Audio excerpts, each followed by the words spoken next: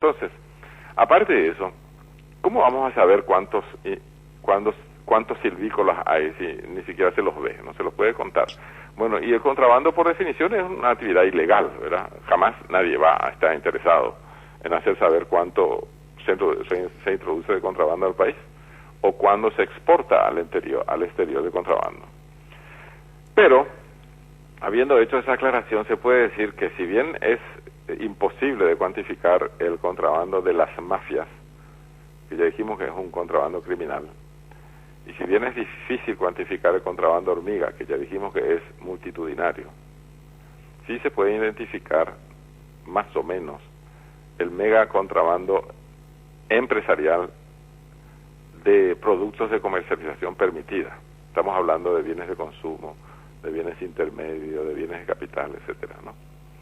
Bueno, ese contrabando gigantesco, organizado empresarialmente, sí se puede tener una idea más o menos, porque el Banco Central está aplicando un método que no es solamente del Fondo Monetario Internacional, como dicen algunos, sino también otros gobiernos y otras instituciones lo practican, y consisten en tomar como valores de referencia las exportaciones y las importaciones de los mayores países involucrados en comercio exterior con Paraguay, y tomar esas cifras como válidas. Por ejemplo, si Brasil dice que exporta al Paraguay al año, vamos a suponer un valor de 100, y las aduanas paraguayas dicen que Paraguay exportó oficialmente a Brasil solamente por valor de 70, y la diferencia es el contrabando.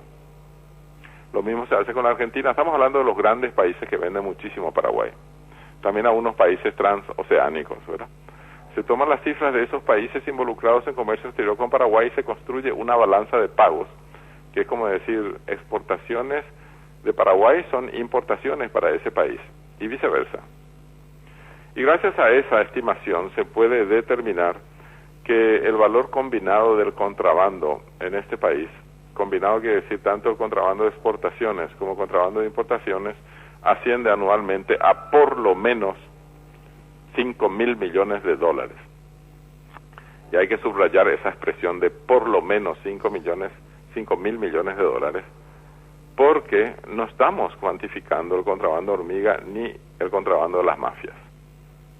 Probablemente el contrabando sea el doble o el triple, ¿verdad? Esas son las cosas que no podemos saber.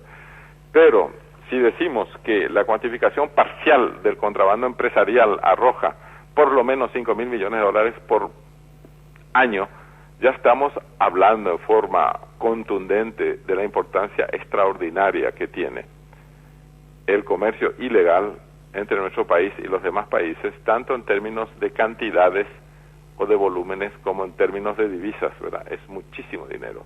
Imagínense ustedes que con ese promedio que hemos logrado cuantificar aquí en la consultora, en los últimos 10 años estamos hablando de 50.000 millones de dólares. No nos olvidemos que el año más alto en valor de nuestro Producto Interno Bruto fue el año pasado. Sí. Y llegamos a 25.000 millones de dólares. Lo que significa que el contrabando de exportaciones e importaciones, es decir, el contrabando combinado del comercio exterior de Paraguay, en 10 años representa ya nada menos que 2 años de Producto Interno Bruto. Es muchísimo ese dinero que se está perdiendo, tanto en términos de divisas, porque si es contrabando ilegal, por supuesto, eso hay que lavarlo, ¿verdad? Por eso es que la Oficina Nacional de Lavado de Dinero tendría que echar las manos encima a esos grandes empresarios contrabandistas, pero no solamente por el valor de las divisas que no ingresan al país, sino al bolsillo de estos contrabandistas, sino por los impuestos que se dejan de pagar. Por ejemplo, en importaciones hay muchísimo impuesto que cobrar. En exportaciones, este país no paga impuestos, y yo creo que está bien que sea así. Pero hay que cobrar entonces impuestos a las empresas exportadoras por las ganancias que tienen esas empresas exportadoras. Y hay que combatir el comercio ilegal, tanto de exportaciones como de importaciones, porque eso es algo así como el anticristo en comercio exterior. El contrabando no puede ser permitido.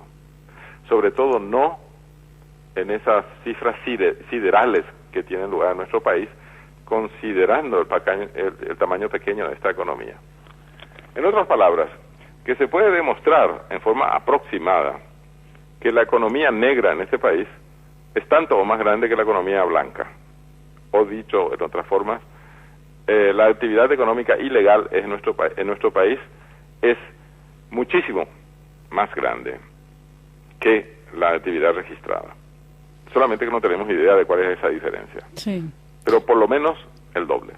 Doctor, finalmente este tema de lo que promulgó el Poder Ejecutivo, este decreto para establecer este régimen especial a los pequeños importadores, ¿en qué ayudaría a todo esto? Y bueno, eso ayuda a formalizar un poco los controles, aumentando las cantidades que pueden ser introducidas al país por el régimen de pacotilla.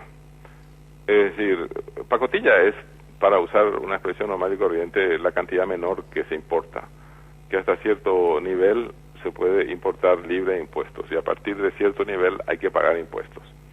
Hay una zona intermedia ahí en la que se paga pocos impuestos y otra zona ya de mayor formalidad en la que se pagan todos los impuestos y una zona que no se puede determinar sino solamente estimando que no paga ningún impuesto. O sea, no podemos saber exactamente de qué valor estamos hablando cuando hablamos de ese contrabando de hormiga que nadie controla, ¿verdad?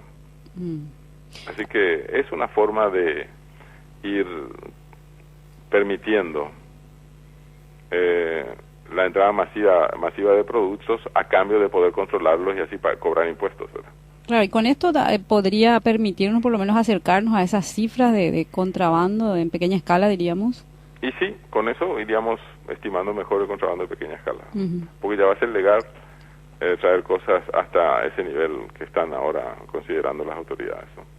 Bueno, doctor, muchísimas gracias nuevamente gusto, ¿no?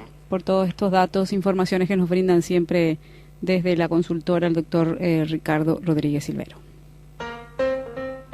Este fue el espacio presentado por Rodríguez Silvero y Asociados, consultores interdisciplinarios en inversiones e impuestos. Telefax 612-912, celular 0981-450-550. Más informaciones en www.rsa.com.py.